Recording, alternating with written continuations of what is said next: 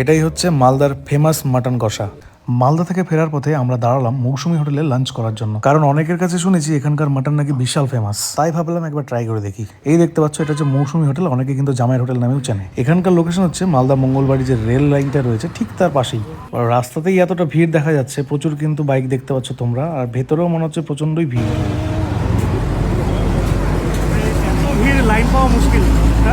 মানুষের এত ক্রেজ দেখেই বোঝা যাচ্ছে মাটনের কোয়ালিটিটা কেমন হতে পারে। ভিতরে ঢুকে আমি তো পুরোই অবাক, একটা সিটও খালি ছিল না। আর এইদিকে সমস্ত খাবারের কিন্তু প্রাইস লিস্টটা দেওয়া রয়েছে। কিছুক্ষণ ওয়েট করার পর ফাইনালি কিন্তু সিট পেয়ে গেছি।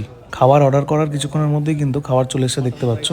আমরা অর্ডার করেছিলাম মাটন অ্যান্ড রাইস, আর এটার প্রাইস পড়েছিল 245 পার প্লেট। একদম গরম গরম 3 পিস মাটন, আর সাইজগুলো দেখতে পাচ্ছ বেশ কিন্তু বড়। এত সুন্দর মাটন দেখে আর আমি ওয়েট করতে পারছিলাম না, সঙ্গে সঙ্গে আমি প্লেটে নিয়ে ফেললাম। এবার হচ্ছে টেস্ট করে রিভিউ দেওয়ার পালা। পিসগুলো সত্যি অনেক বড় ছিল, তোমরা দেখতেই পাচ্ছ। এক কথায় জাস্ট ফাটাফাটি, কোনো কথা হবে না বস।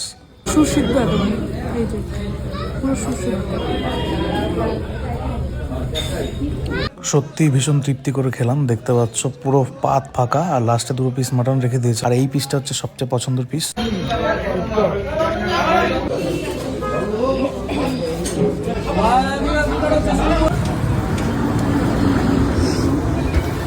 মানে অনেকদিন পর সেরা মাটন খেলাম।